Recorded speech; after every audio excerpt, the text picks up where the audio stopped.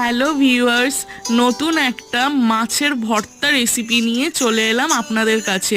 এই ভর্তার রেসিপিটা যে কি ইজি বানানো আর কি টেস্টি হয় গরম ভাতের সাথে খেতে, চলুন দেখে নিই। মা দেশের বাড়ি থেকে কিছু তেলাপিয়া মাছ পাঠিয়েছিল বাড়ির পুকুরের। তো মাছগুলোকে নুন হলুদ মাখিয়ে আমি সেদ্ধ করে নিয়েছিলাম ওই 10-15 মিনিট মতন। তারপরে ভেজে নিয়েছিলাম তেলের মধ্যে একটু শুকনো লঙ্কা, কালো জিরে, রসুন আর পেঁয়াজ। তারপরে কি সমস্ত কিছু রেডি করে নিয়েছিলাম, একটু সর্ষে বাটা নিয়েছিলাম আর একটু ধনেপাতা কুচি আর আন্দাজ মতো নুন।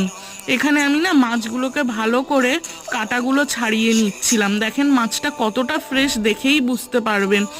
মাছগুলোকে খুব ভালোভাবে কাটা ছাড়াতে হবে। আর এই দেখুন, এখানে আমি লঙ্কাগুলোকে ভালো করে মেখে নিলাম। মেখে নিয়ে ওই ভেজে রাখা পেঁয়াজ আর রসুন, কালো জিরেটা দিয়ে ভালো করে মেখে নিলাম। এইবারে হচ্ছে এটাকে খুব ভালোভাবে পিষতে হবে। ভালোভাবে এরকম পিষে নিলাম। রসুনগুলো হচ্ছিল না বলে আমাকে আবার রসুনগুলো আলাদা করে থেতো করতে হলো। তারপরে আবার ভালো করে মিশিয়ে নিয়ে বাটতে হলো। আচ্ছা, যারা যারা আমার পেজটাকে এখনো অবধি ফলো বা লাইক করুননি, প্লিজ তাড়াতাড়ি করে দেবেন এরকম আরও নতুনত্ব পোস্ট বা ভিডিও দেখার জন্য। যাই হোক, এবারে এই বাটাবাটিটা তো একটু চাপের লাগে, কিন্তু খুব মজা লাগে এরকম কোনো রান্না খেলে। আর আমি যখনই কোনো বাটা ভর্তা করি না, সবাই বাড়ির সবাই আমাকে ঘিরে ধরে বসে থাকে। মানে ওই শিলে যে মশলাটা লেগে থাকে, কখন ওর মধ্যে ভাত মেখে সবাই খাবে।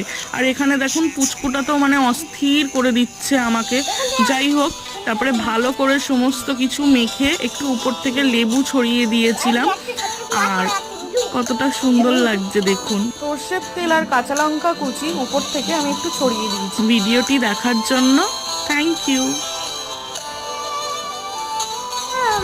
তো আমাকে ভাত ভাতটা দিয়ে ভাত খাবার দিয়ে